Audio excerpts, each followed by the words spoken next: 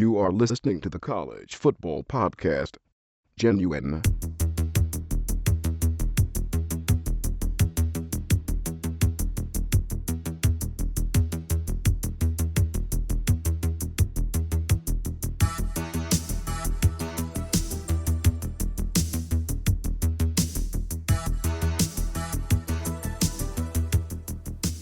Hello and welcome to episode 71 of Chet and John's Reassuringly Finite Gaming Playlist. My name is Chet Roivers. With me as usual is John Denton. For real though.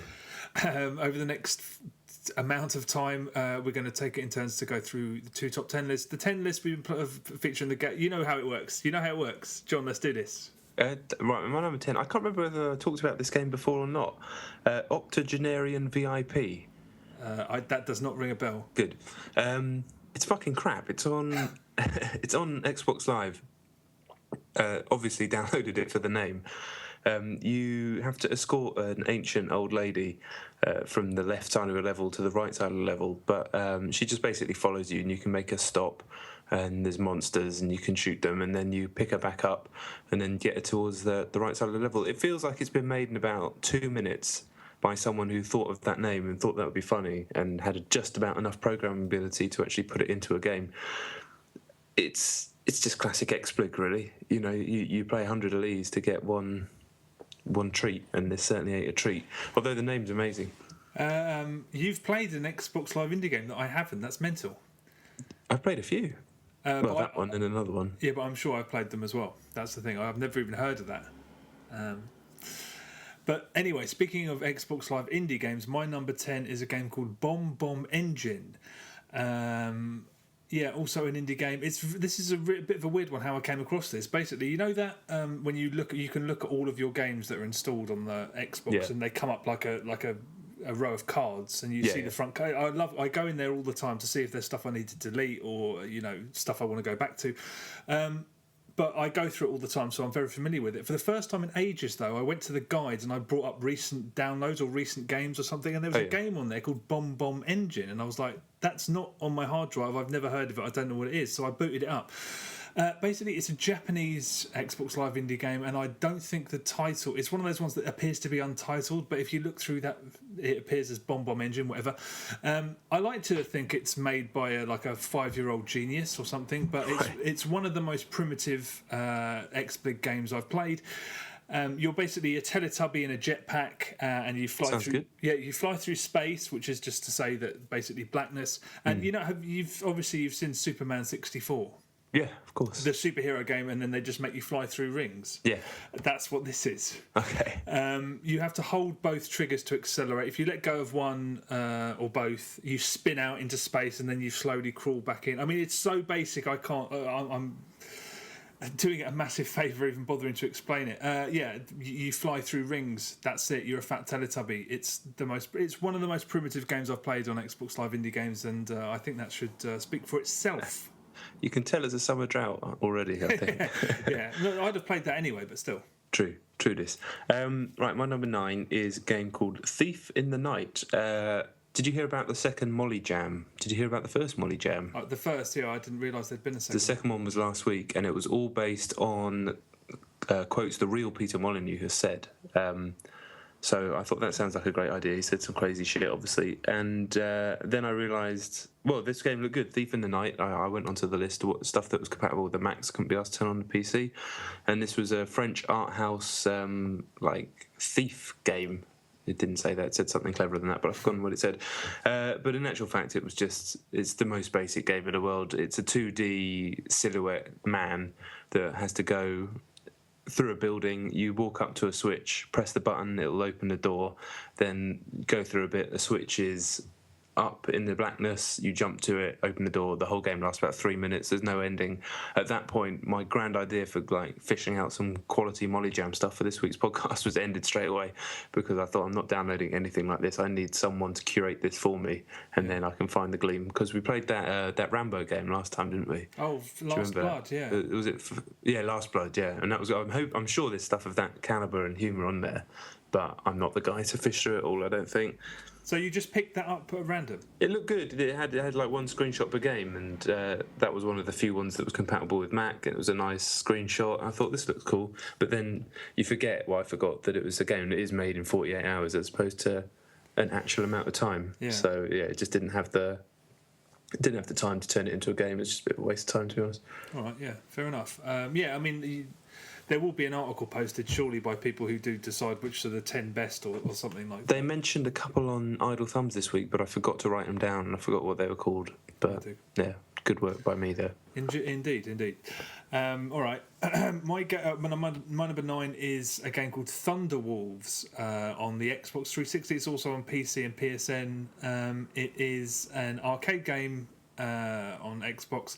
It's a very, very mindless and stupid. I've always wanted a kind of sequel to Jungle Strike and Desert Strike. Oh, yeah. Just a slightly mindless helicopter blast. I mean, the chopper levels in the last Ace Combat, terribly underrated, most recent one.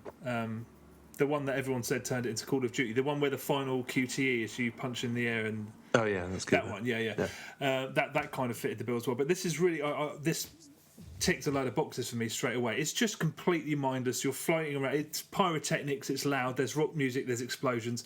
There's characters talking to each other. I don't know whether you're going to be the pilot or the passenger, but one of the first lines of dialogue is, "This isn't rocket science, kid. It's just rockets." Before you rocket up a village. Exactly. I'm just like, I like this already. It's what was that? I just knocked over a little bottle. You know that stuff that you put on your hands to make your hands clean? I just knocked it over. Sorry, everyone. No problem.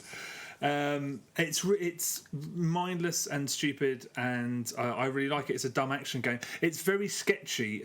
Even in the demo, I only did the demo.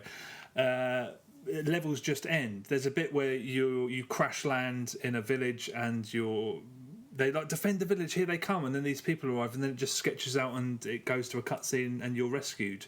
Just kind of stops. It's very thrown together, very slapdash.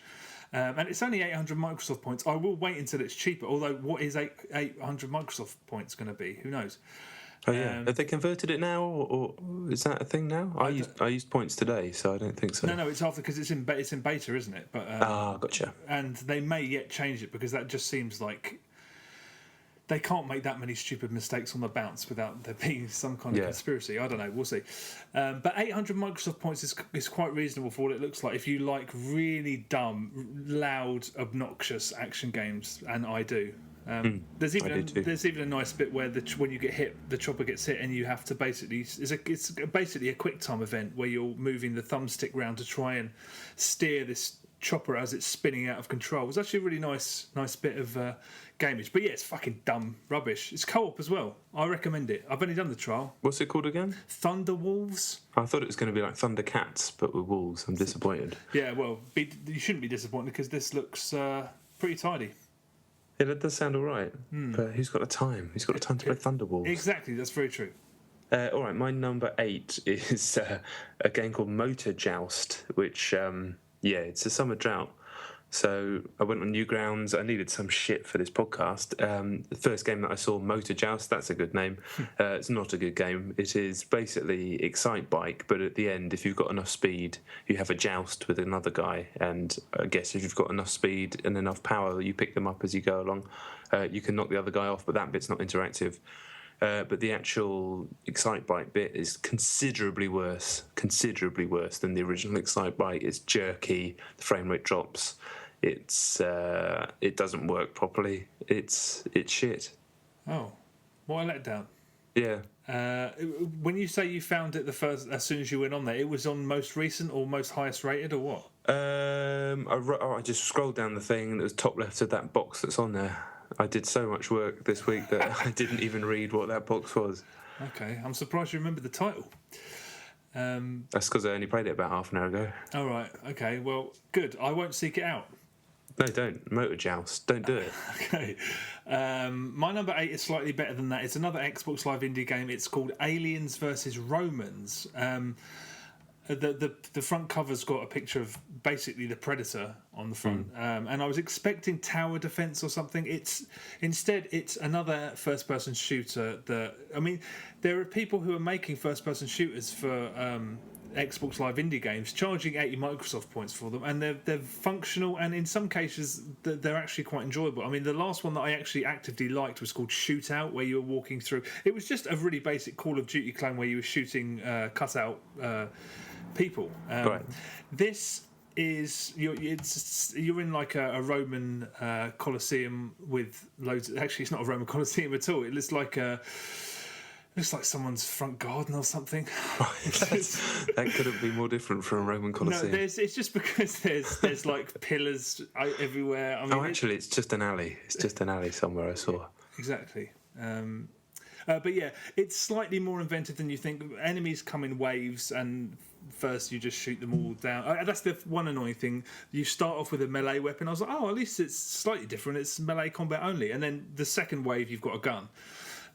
So there's gun, and then there's you shoot a load of people, and then there's predators turn up and they're invisible, slightly harder, and then there's guys on turrets and they're really, really rock hard. So you have to use a bit of stealth. So I mean, there's a little bit of thought's gone into it, but it's yet another 80 Microsoft point Call of Duty clone. It well made for what it is, but why would you bother? Why would you indeed? Why would you? Yeah, I mean, I basically thought it was going to be tower defense or something a bit more interesting than another FPS. But Aliens versus Romans. It's all right if you want it, I guess. 80 points, was it? 80, yeah, it's more than fair.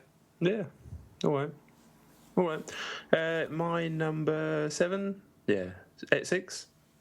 I'm the worst. Who went first? You went first, so yes, you're 7. My number 7 is Rock Band Blitz. Actually, I was doing the exact same thing as you. I was going through my cards, which is how I found Octogenarian VIP. But then I also skipped past Rock Band Blitz, and I thought, oh yeah, I forgot that game existed.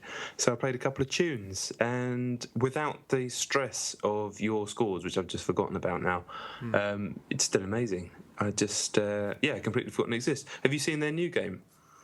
No. It's this Fantasia game which they're doing for Connect on Xbox One, which sounds shit, but apparently it's really good. Apparently it's a lot like what was that game? Pixel Jam 4am. Oh right. But so you can like conduct. So you're basically conducting an orchestra. Like, I mean, I haven't actually seen Fantasia for about 25 years or something, so I can't remember anything about it. But it's to do with conducting and shit, isn't it? Yeah, I mean, I no memory of it either. So there is some kind of it's a Disney tie-in. It is a Disney tie-in, but I think the song that they were demoing at E3 was Bohemian Rhapsody, so it's proper music and stuff. Oh. And yeah, I think you can like use your hands to bring in different instruments, and apparently it's just fucking awesome. So that does sound cool. But yeah, Rock Band Blitz. I mean, we talked about it so much that I have nothing to add, but that is one fun game. Yeah, I will return to it at some point and spend an inordinate amount of time beating my own high scores, and I look forward to that day because that's Meister. Okay, my number 7 is Spartacus Legends on the Xbox 360. Have you tried this yet? Yeah, this is later in my list. Okay, well, I'll leave it until then. Right, sweet. I'll wait until then. Sweet. All right. My number 6. Now, should you really just write the numbers on the list and know this wouldn't happen? Is Airport Scanner. One of our listeners kindly. I love it when people come tweet us suggestions, because especially in the summer, because there's nothing to play anyway. But it's always interesting to see what other people are playing, apart from the obvious. And so she tweeted us about this game Airport Scanner, and I had high hopes that it was going to be like Papers, Please, which you remember me talking about a few weeks ago. Do you remember? Yeah, definitely. It is very similar. You run a scanner, a baggage, whatever the fuck you call it, at an airport, and you go through and you stick your bag in the thing, and the guy's grumpy, and it goes through, and then you have to open it, and you have to see what's in it, and like if it's a fucking gun or something, you click on it, and then you get points, and the little cartoon man gets hoiked off. But I don't know what the hell kind of flight this is, but 90% of the bags on it contain guns or bombs. I wouldn't go to that country.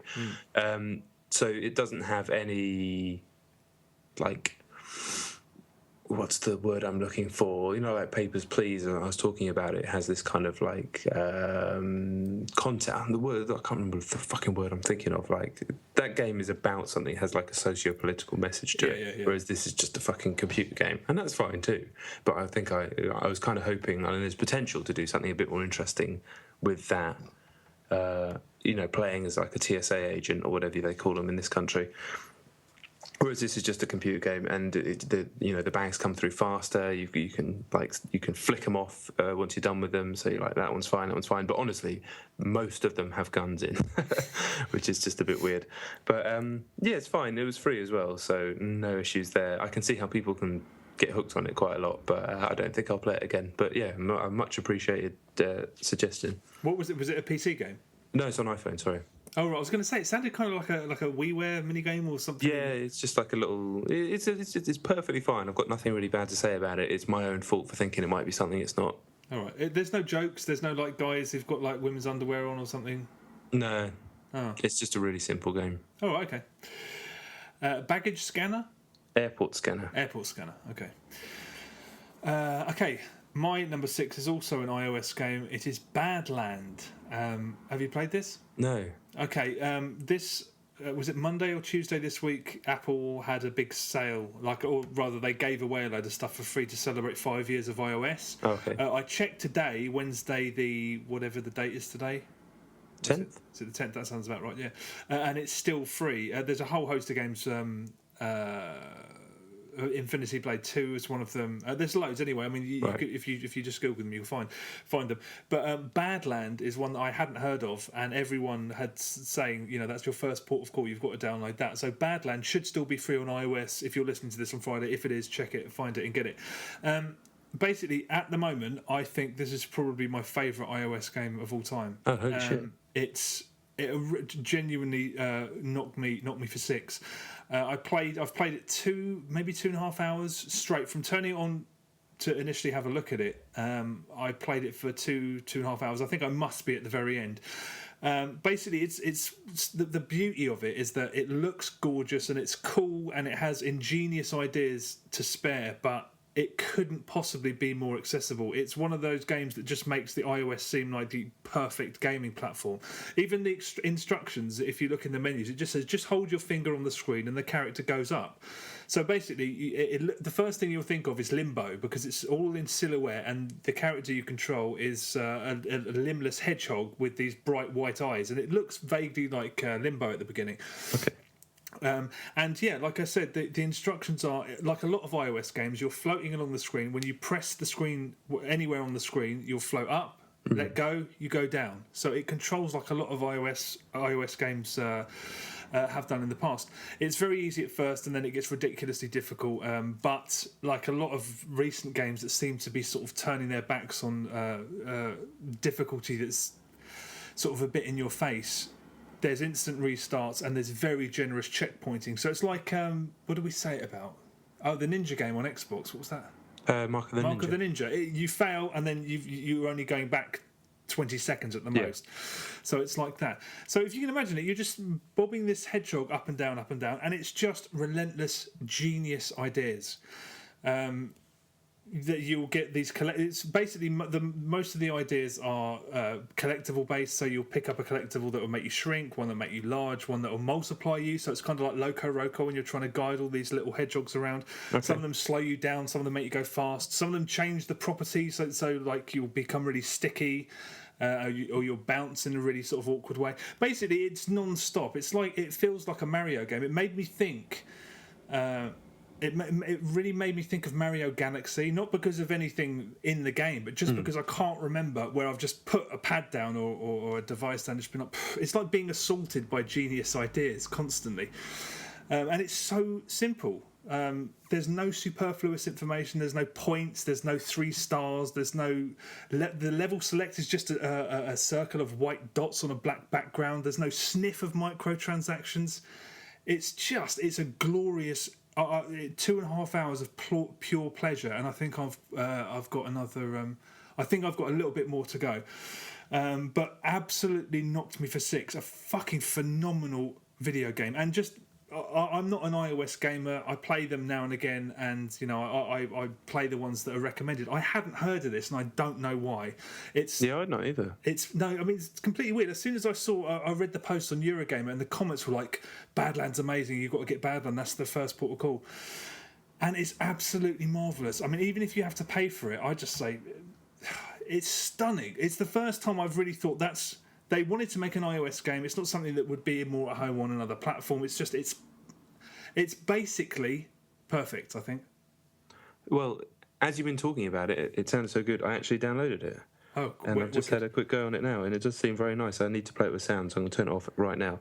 But yeah, it certainly looks the business. It's not something you wouldn't. I mean, as soon as it started, I was like, okay, it's this, but it's so simple. But then it just chucks ideas at you, and it's glorious. I mean, I played it on the iPad, and I think that's probably the best way to play it. Although I can't say, but the iPhone is fine. But Badland, I mean, absolutely phenomenal from what I played. I mean, just really took my breath away.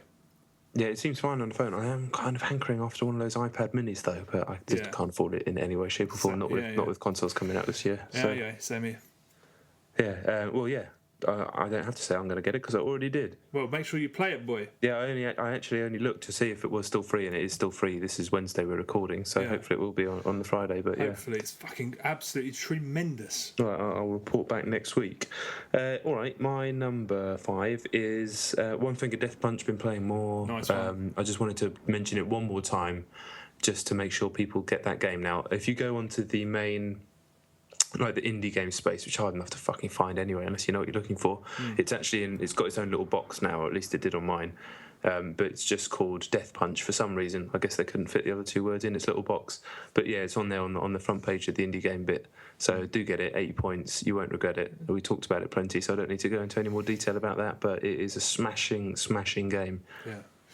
I haven't played it this week, but I will. I'll definitely complete it before the year's out. I know that. Yeah. Fantastic game. And my number 5 is another fantastic game. It's DMC Devil May Cry. Oh, my boy. Yeah, it's another. That's I picked it out from that lineup on my hard drive and thought, I haven't played that in a while. I say, I'd forgotten how good it was a lot, but I had completely forgotten how good it was. By the time I'd finished the session I played it the other night for a good 4 or 5 hours, because I forgot I started on Son of Sparta mode. Oh, yeah. I'm pretty certain this is the best game that's been released this year so far. Wow. It's one of the most mechanically faultless games I've ever played in my life, and it's a towering achievement. It's what I deem to be basically the perfect video game as far as I'm concerned. There's so much fuss about trying to make the move forward with narrative or do. There's all these things that people want video games to be, but as far as I'm concerned, this is perfection.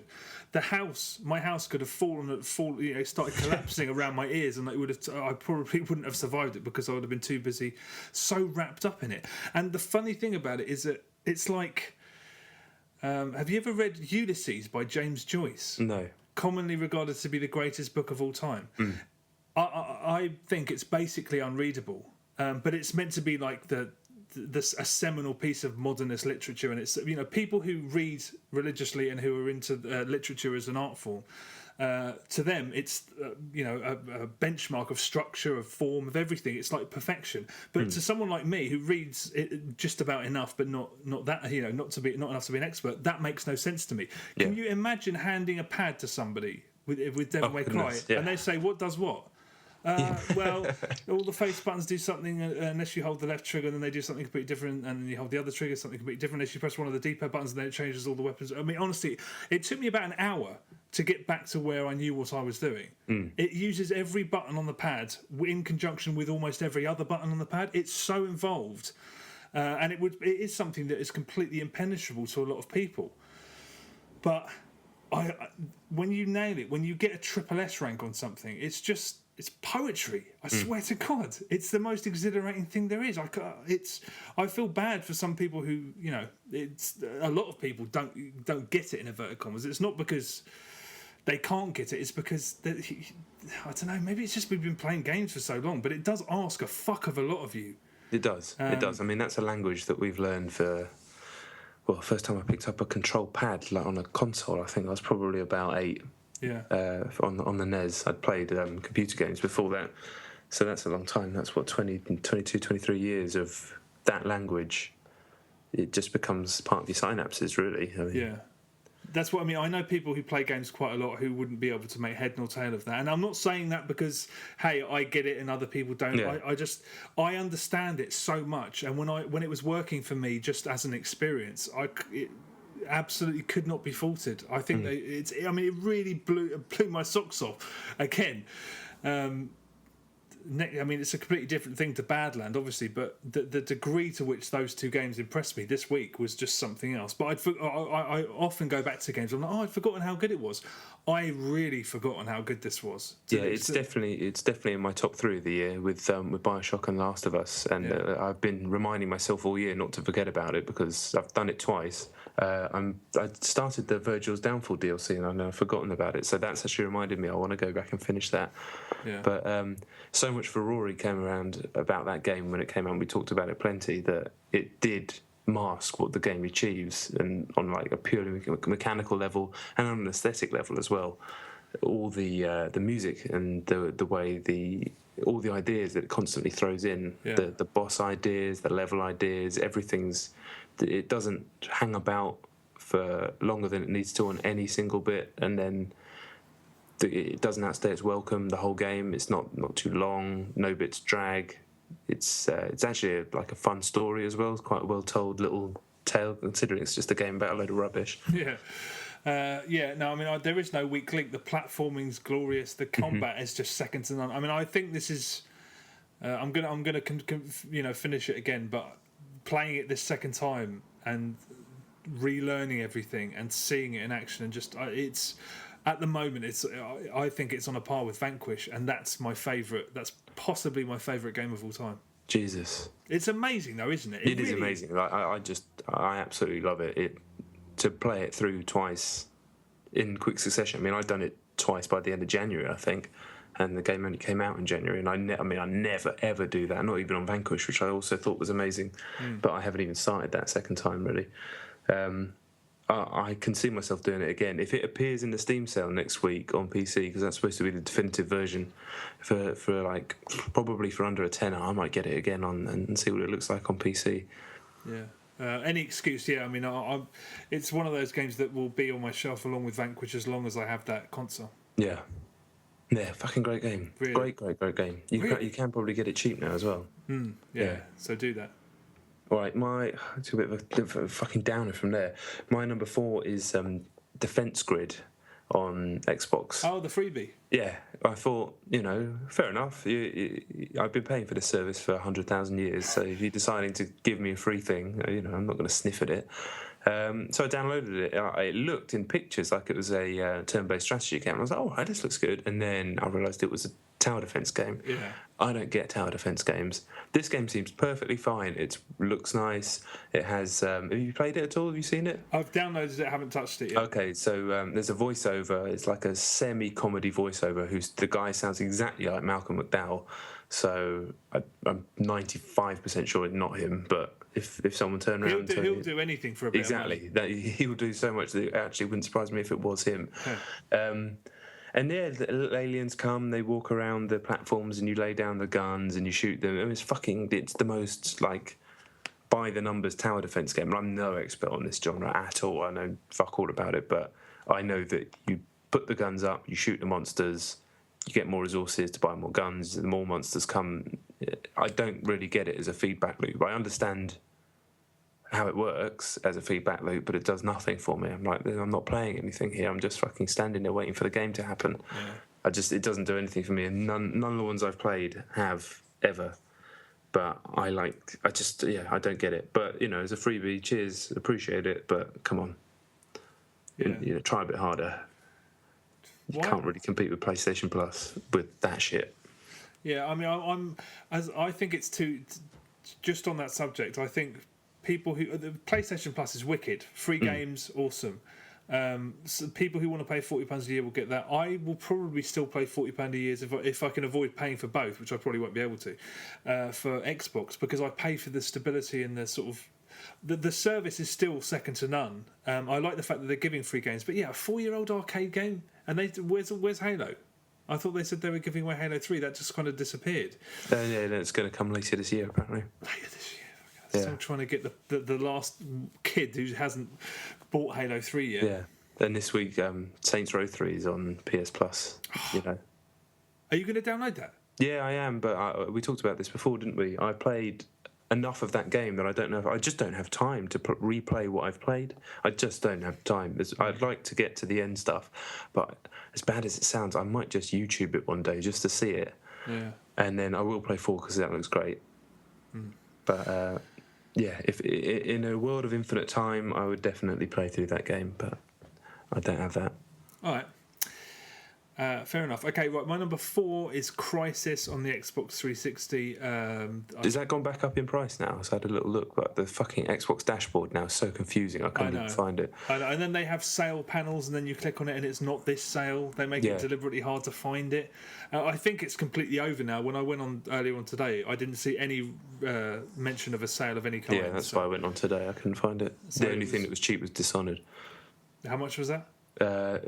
I didn't actually check, but I know it's $15. So what's that? Probably like 10 quid or 20. Yeah. Yeah. No, I have no idea whether it's still cheap. It's I'm just taking my time with it and savouring it really because I never played the original Crysis, and it's actually a really good port. I mean, I know it's here to make money. That's why they decided to port it to Xbox. But I do like to think some love went into its creation. It's too much of a slick port for it not to have been, a labour of love to somebody.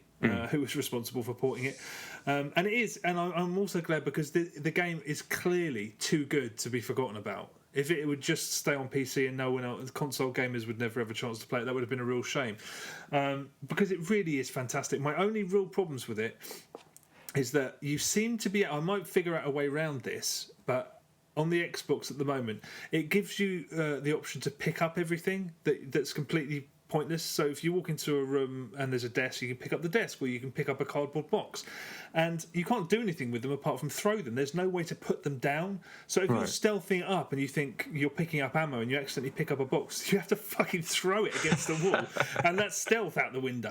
The amount of times I've done that, I've been like, fuck, what do I do? Walk all the way back into the forest and chuck this against the tree and hope they don't hear me? That just seems a little bit demented. Whether there's not enough buttons on the pad or I'm just not finding the right way of doing it, I don't know. It's much more unforgiving than the sequels are. It doesn't let you leave anything to chance. I mean, if there's 3 guys, for example, and you put the armour on, that lasts, if they fire on you, it's almost gone instantaneously. Crysis, it makes you realise how kind of ever so slightly wet Crysis and 2 and 3, because you could get away with murder in Crysis 2 and 3. You could run through the whole game with that, stop off, wait for it to recharge, jump out and just go. Here, you can't do that at all. It's primarily a stealth game, whereas the other 2 were primarily action games. And I'm just loving the fact that it's open world, and it's a really nice port. So yeah, I'll speak about it again because I'm really enjoying it. It's not knowing about it beforehand means that it's been a bit of a surprise. But yeah, Crysis, very I should have got it when it was cheap. But you wouldn't have played it anyway. Yeah, it's true. It's true. All right, my number 3 is the aforementioned Spartacus Legends, which I downloaded as well, and it's good. I like it. I mean, the fact it's free is great. At first, I was overwhelmed by the fucking shit frame rate, the just general overall shitness of it, and then the overwhelming amount of stats, power-ups, fucking management options. I was like, I don't understand any of this. Just let me fight. But then I did start to get my head around it. Yeah. And something about it, like I know it's shit, but it just kind of taps into my fuckwit gene. I knew I like stuff like that, fighting, chopping people out, shouting. They shout at the end, which is good. Rolling and then hitting a guy. I love it when it goes into slow motion, even though it's stupid. Yeah. And then afterwards, you're like, oh, I got more fame, and now I can get a new weapon. And I don't know, I can just see me playing it. As stupid as it is, I can see me playing it. See, I don't quite understand it. Every single one of my friends is playing it, and 2 of them have completed it. One of them spent over £4 on microtransactions for it. They're genuinely thinking it's absolutely just a genuinely good game. Did you clock the cutscene that I spoke about, where they lay all those filters on there? Oh my god! It looked like it had been filmed on like a Handycam from about 1992. Yeah, and with a cheap ass.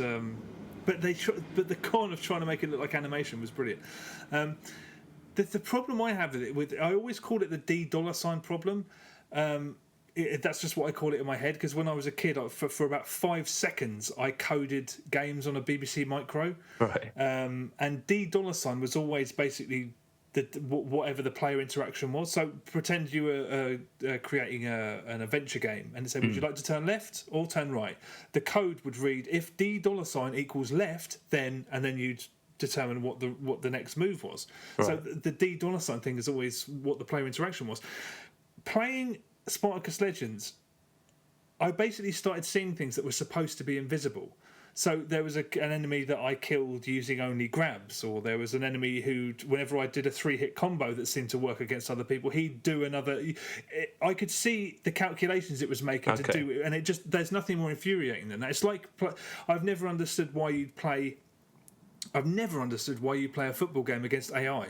Never made any sense to me at all, because the amount of times, I mean, it doesn't happen so much now, but Pro Evo 3, I remember I'd play it, you'd be 4-0 up, and then the computer would just beast you until it was 4-all, and then you'd have to get a winning goal in a minute, because like, hey, fuck, it's football, and that's drama. It's not drama, it's bullshit. But that's what my primary problem was. It was like, why am I... If I can't play against other people, this is completely bullshit. It's just like trying to find a way around really ropey AI, and I don't see anything rewarding about that in the slightest. I just see straight through it. But as a lunk-headed bit of thing, to just go and fucking... I do understand the appeal for... It's purest lunk. Are you going to play it some more? Oh, yeah. I was like, this is right up my street. It's fucking rubbish, but you can hack people up, and they shout... It's just moron. It's moron. It's the exact type of moron gene I always talk about having. I have that. I like being like that. And this is something that I like. Okay. When you kill him and he goes, wah, and you just get a bunch of rewards that don't even make sense. Yeah. Put that in any game. You put that in any game, and I'd play it. Yeah. I can understand how entertaining it is on a basic level, but I just couldn't. That's something in games I can't handle.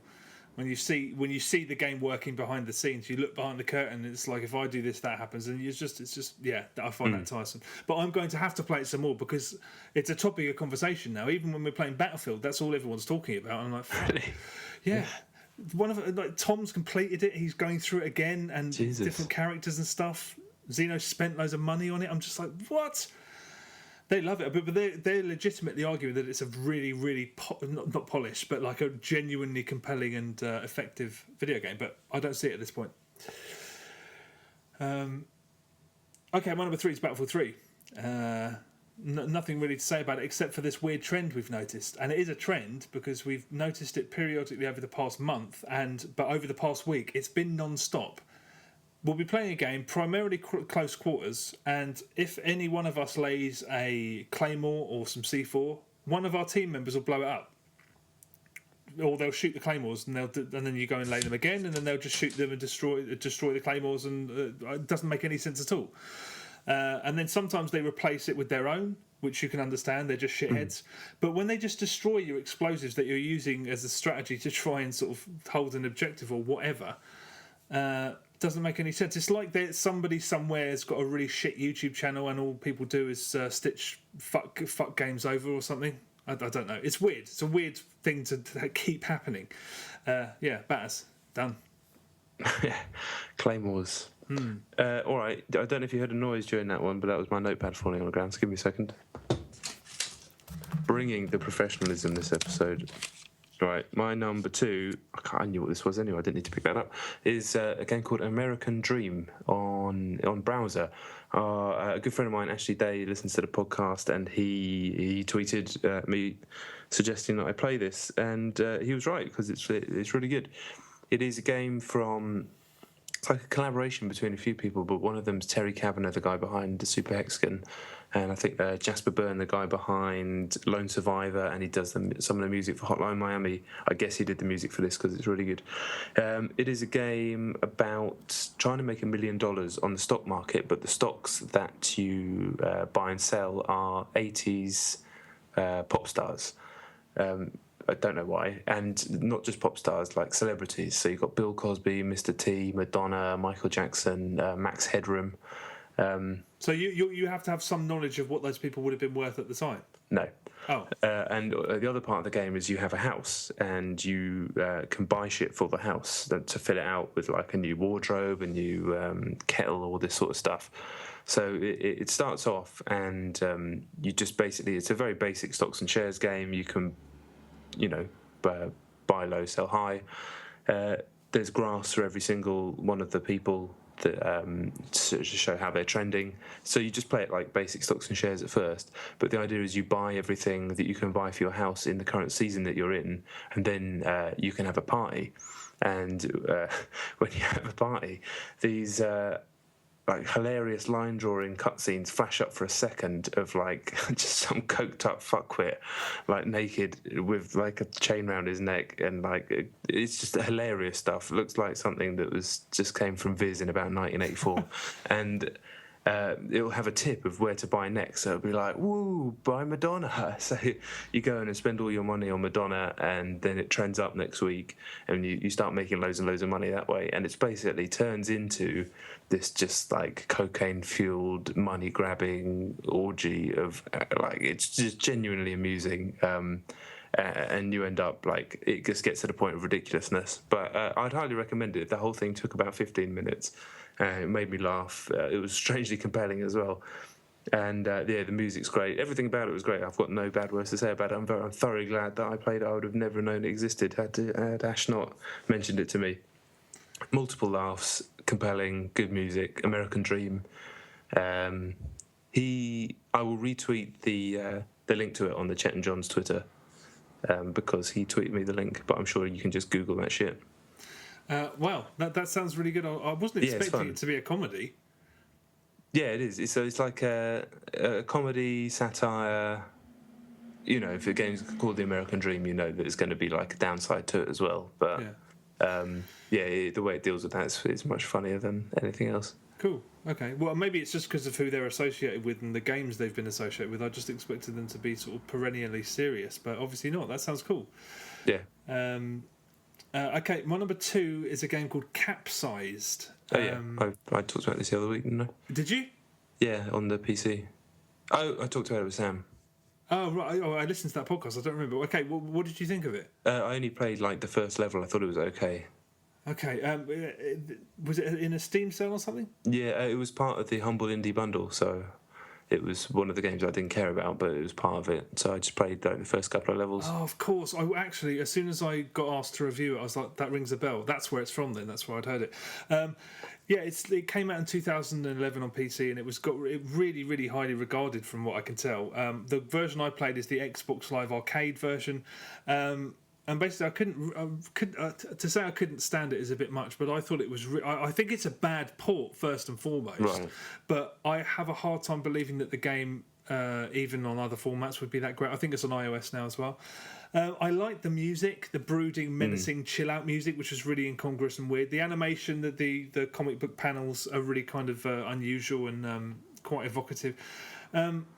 I just thought it was a strangely mediocre and lifeless game. But, I mean, as you probably explained, it's a side-on 2D platformer, and you're a little guy who's been marooned on an alien planet, and you're using your jetpack to fly around and find pieces of your ship, find your crew members, and then find a way home.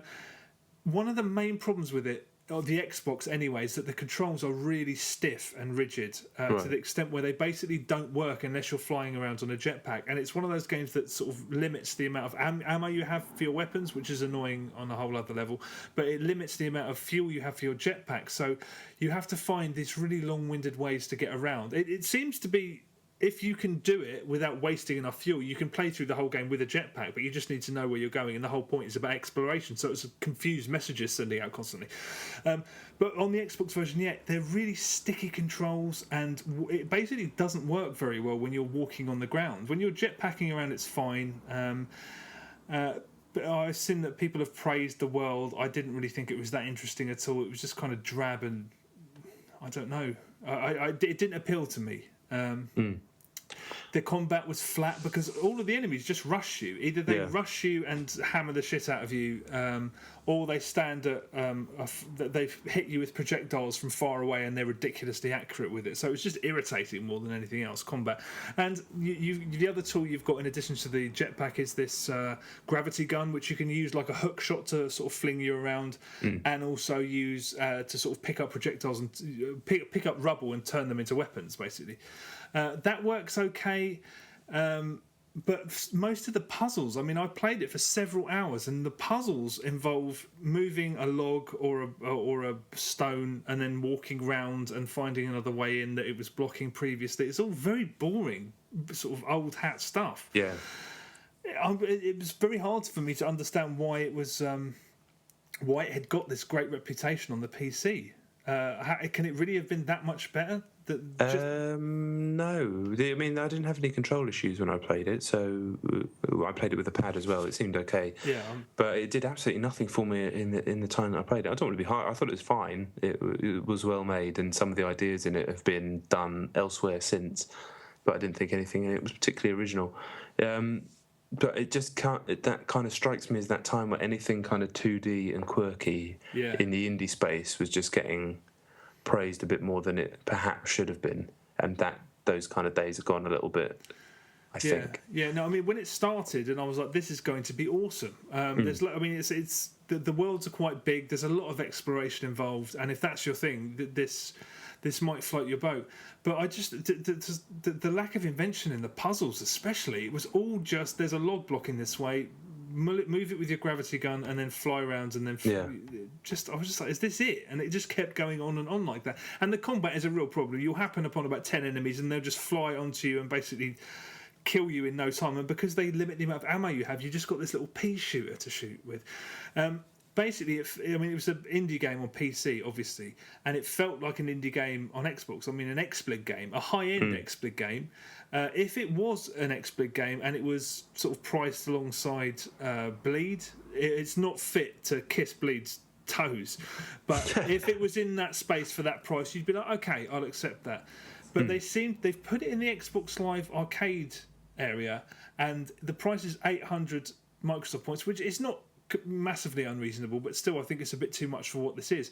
The problem is that all of the benefits for putting it as making it an arcade game aren't there. It still feels like an indie game. So there's multiplayer, but you can only play against bots. There's no leaderboards at all, and there's time attack modes and stuff, but there's no leaderboards. And it's like arcade games can have that, XSplit games can't. It seems like they've put it on Xbox Live Arcade just so they can charge 800 Microsoft points for it. They've put none of the work in to make it appealing as an arcade game. It's just an indie game in the arcade game. Yeah, it left me just ice cold. The PC version may well have been immeasurably better, but the Xbox port was not great at all. Yeah, I won't be returning to it. That's for sure. Genuine. Yeah. Talking of Xbox downloadable games anyway that don't leave you cold. My number one is The Walking Dead 400 Days. Oh fuck yeah. So yeah, I knew this was out and only had a chance to get it today, but thankfully I managed to do the whole thing in one sitting. It lasts probably slightly less time than one of the standard episodes of season 1 of The Walking Dead. I probably did the whole thing in about 2 hours. I guess most of them are more like 2.5, weren't they? Yeah. But it's good. There's nothing. I don't really have anything bad to say about it. Do you know how it's structured, or do you know anything about it at all? No, nothing at all. So how it starts is it shows a bulletin board. You know, one of those boards where missing people, like a missing people board, have photos and whatnot. So that's what it is. And there's 5 people on there. Wyatt, who's a guy who looks like the dude from The Big Lebowski. A young black kid called Russell. A couple of others, a woman called Bonnie, a couple of others, and you can pick. You can choose which one of those you go with, and you play through all 5, and you can do it in any order. And they are very short, self-contained stories that don't really wrap up. They're almost like the beginnings of stories. They're fine as stories on their own, but they more feel like the beginning of something larger. And all of them are probably just sort of about 20 to 30 minutes long, and they're all really good. The standard of writing is very high as it was in The Walking Dead. I think it's some new guys from Telltale that have written most of it. It's not the Idle Thumbs guys that have done most of it this time. But a couple of Wyatt's episode is basically this guy Wyatt and his mate in a car. They're both kind of stonery wasters, and the 400 days in question, it means 400 days in since the event, whatever. But everyone is a certain amount of days in, so this one was quite early on in the the zombie outbreak, and a large part of it is just kind of banter between the two, where you choose the responses and stuff, and all of it's just well written. So many games. And this is a game about talking mainly anyway, but so many games use their dialogue just to tell you what to do or what's going on, and a lot of the time that's absolutely fine as well. But this was just well written. You could tell after 3 minutes even of the conversation between these two a lot about their history, a lot about how they are as a pair of friends, a lot about what's happened and what they're just talking about, which I won't go into detail about. And it's just good dialogue written by people who know how to write good dialogue, and know how to write good dialogue for this specifically, this style of game that they've kind of come up with themselves. It's not as there's lots of crazy stuff happens in it. Obviously it's The Walking Dead.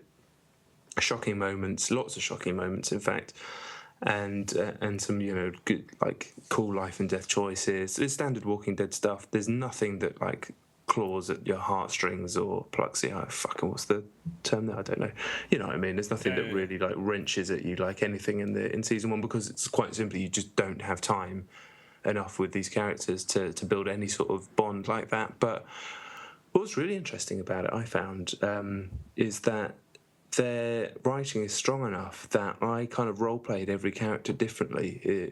I didn't play them as my own decisions on anything. I played them as I immediately saw how I thought this character would react. So one of them's one of the stories is, I can't remember the chap's name, but he's a prisoner, and it's all the whole thing's set on a prison bus. It's actually a really clever self-contained story where basically you barely even move for the whole time. But I role-played him based on the tiny little second of exposition you get about why he's on the bus beforehand, completely different to how I role-played one of the women that you play as, because of how they're written. Even in short bursts of dialogue that they give you, I kind of extrapolated from there, and that's just kind of credit to the team. And I've said that about the main game many times, testament to the writing. I remember using that phrase over and over again when talking about the first season. And this, for 400 points, is just a really, really great piece of DLC. It won't get you like the main game did, because there just isn't enough time, but I don't think it'll leave you unsatisfied either. And it does seem like it's going to lead into what Season 2 is. So get it, definitely get it. Why am I under the impression that at some point this was supposed to be free? Is that incorrect? Weren't Telltale saying that fans have got something, a great gift coming up or something? Maybe I just misconstrued it, but I thought there was, for some reason I expected it was going to be free. Are there any mentions of the characters in the first? Very, very, very passing mentions, the most passing mentions, but not really. Okay, so you can't buy it as part of Season 2. It's completely standalone. It's part of Season 1. It's DLC for Season 1, so you need to have at least one episode of Season 1 on your hard drive to be able to download it. So yeah, it's technically DLC for Season 1. Okay, but it's good. It's very good. Some bits are better than others, but nothing in it's remotely bad, and I think it's good value. It's just nice to be back with those games. They're so good. Yeah, indeed. I did mean to pick it up, but I was just waiting for a time when me and my missus can sit down and do it together. Maybe they meant it was a gift for people who bought the season pass then, because I suppose they're not paying any extra for it. I guess not. I'm definitely going to have to do that for Season 2, because that was a real error, forking out 400 each time, but not that it wasn't worth it. It was just... I should have done that. Yeah, I'll definitely will for Season 2. Cool. I'll probably talk about it next week if I find the time to go through it. It doesn't take very long at all. And also the way it's structured, you could easily do one or two stories for 40 minutes and then leave it for another time. But yeah, highly recommended. It's not going to score, I'm doing a review for it, but it's not going to score as highly as the other stuff did, and it won't be talked about in the same way the other stuff was. But yeah, get it. You won't regret it. Regret it. Okay, so it's. Is there any word on when the second series is coming? Quite soon, I think. It's this year, definitely. Oh, good. Maybe September. Maybe I heard September. Okay. That works. All right, cool. Okay, right. My number one is a game called Scourge: Outbreak. I saw this on Xbox today. What did you see of it? Just a screenshot? Just the cover. Okay. Do you know anything about it? Only that it's got a shit name. I mean, really shit name. I mean, the shit name should be a pointer to how shit the game is, because it really is quite spectacularly poor. The most bizarre thing about it, you don't know anything about it? Nada. It is Fuse. Really? It's Fuse. It's unbelievable. It's actually Fuse. It's a third-person cover-based action game that bears a bit of a resemblance to Gears of War, but it's Fuse. It is actually Fuse. I could not believe it. In Fuse, you have your powers or your abilities enhanced by this. What do they call it? Volatile substance called Fuse, and in this the volatile substance is called ambrosia. The only good thing about the game is that there's some laughs. There's very, very easy laughs because it's called ambrosia. I suppose if that makes you laugh, if you're very easily amused. Well, in that it's like rice pudding. Exactly. I mean, we were trying. I played it on co-op. We were trying to make the most of it. You know, you keep. There's all this talk of ambrosia, and then there's like a guy sketching out. What's the matter with him? Oh, he's had too much ambrosia. I'm like, too right, he has. He's sugar rushing his tits off. It's fucking. I mean, honestly, it's Fuse. Fuse was a game that was generic and dull and mundane that somehow managed to rise above it because it was made by a team of very, very talented developers. The same cannot be said of the Spanish lot. What are they called? I can't remember the name of the studio. I think they've done one other game. Damn, I can't remember. It's monotonous. It's repetitive. It barely works. I mean, there's something. If you were to go back to the launch of the Xbox 360 and show it to someone and say, you know, in 2006, 2007, this is a DLC game, they wouldn't believe you. It's incredible that this is a downloadable game, and for 800 Microsoft points, does give it a little bit of charm because they could have tried to palm it off as something that's worth 1,200.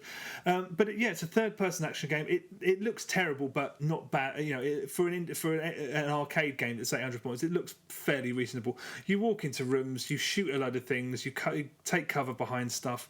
You have the different characters have different abilities. One can walk with a shield. One of them's got this force punch thing straight out of Mass Effect.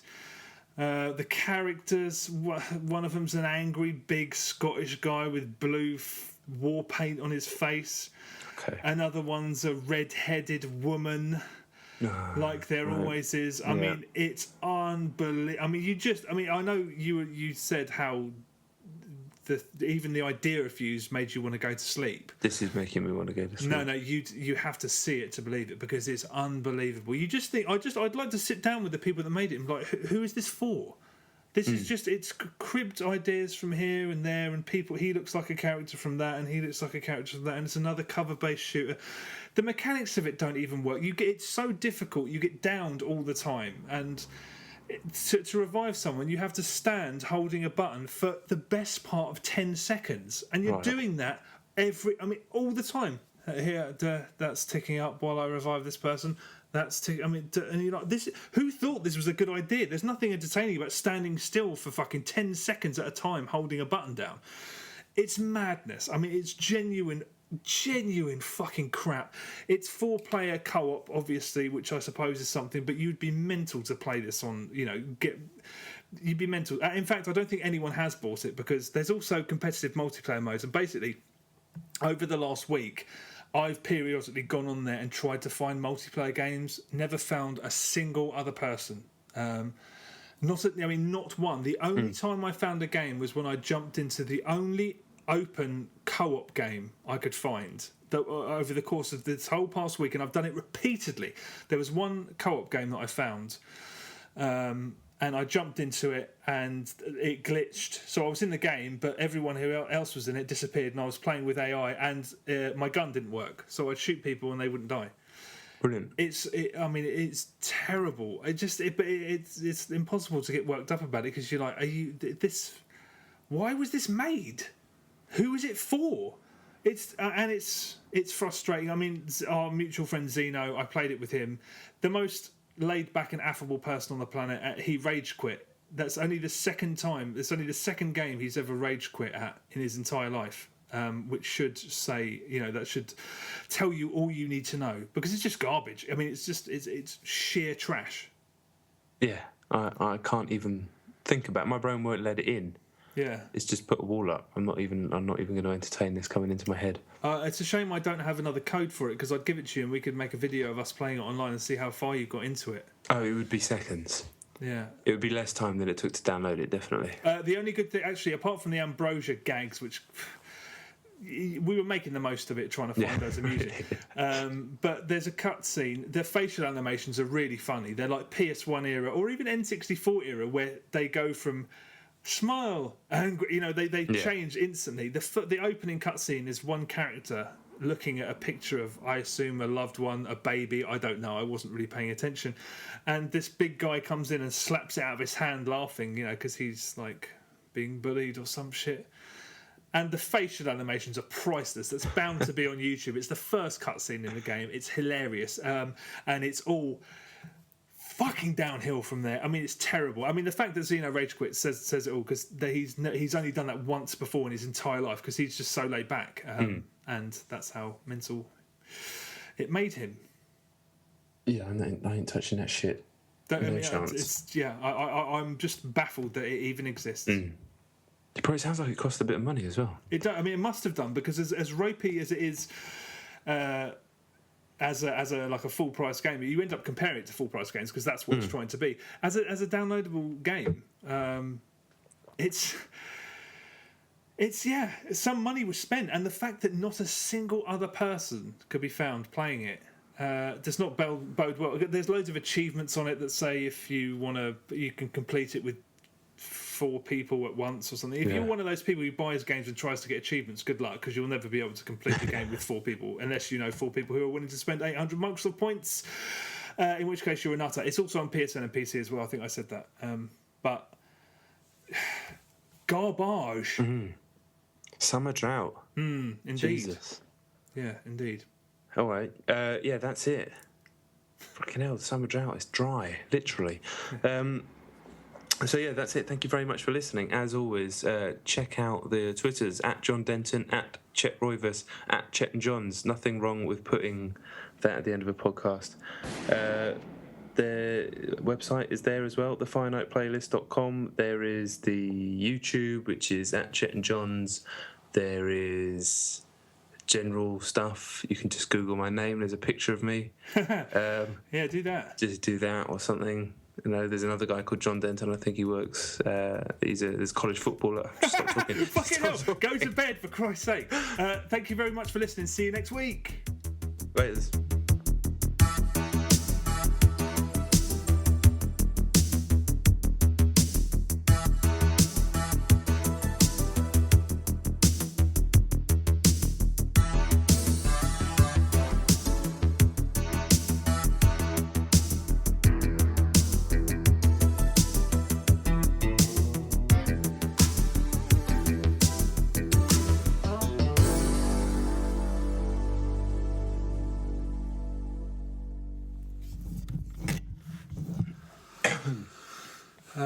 Okay, that was all right, I think. Yeah, it's fine, I think, considering how quiet the week is. Why didn't you talk about Pikmin? I can't. It's not... the embargo doesn't drop till the 22nd, I think? Is that the Monday? I think that's the Monday. Okay. And I hadn't even played it. I've been so busy with everything else, I haven't even played it, but I've got another week to play it. So, yeah, I'll set it up this week. All right, cool. Do me a favour. What's that? Play Scourge Outbreak. Just do the trial of Scourge Outbreak. I've just fell asleep. I just then woke up. Just to see what it's like. Do me a favour. It'll make me want to leave the industry. I don't want to do it. All right. Did I tell you about the first time that Xeno rage quit? No. Is it not the time where he smashed his his 150 quid tournament stick. No, it's not that time, and it's also not the time where he tore an Xbox 360 controller in half like it was made out of paper when he was playing Soul Calibur, and then calmly reached into his cupboard and then started just got his other pad out and kept on playing. He's actually not chilled out in the slightest. No, I mean, not. Yeah, that's a lot of money to chuck at the floor. Yeah. You played Raccoon City, didn't you? Oh God, yeah. Operation Raccoon City, yeah. Yeah. When Capcom sent review copies out, they sent 2 out because they wanted you to. That's right. Yeah, and I gave one to Zeno, and we were playing it, and it was, you know how bad games just melt your brain. And I just started to go a little bit mental because it's a Gears shooter, you know. I mean, you played it; it's a shooter, and yet there's no ammo because hey, it's fucking Resident Evil, so we'll take the ammunition away. And oh God, yeah, we were playing. Basically, the conversation throughout the whole time we were playing it was, "Have you got any ammo? Did he drop any ammo? I'm going to nip round here and see if there's any ammo. Did you see any ammo back there? So ammo. So." I mean, every 30 seconds you find like 2 rounds or something, but every single time we found ammunition, I'd say, Capcom, with this ammunition, you're really spoiling us. Yeah, it wasn't funny the first time I said it, so every 30 seconds for 2.5 hours, I'm amazed that he didn't. I mean, it was really funny because when he rage quit, I was like, that's 50% me and that's 50% the game. But I tried to ring him and he didn't answer his phone, so I knew he was pissed off. But play Scourge Outbreak for the love of God. I'd rather play Operation Raccoon City with you. No, you don't want to do that. All right. Well, look, I'll edit this and I'll send it over in a bit. All right, mate. Get some fucking kit, boy. Yeah, mate. I will do. Genuine. All right. Later, mate. Bye. Bye.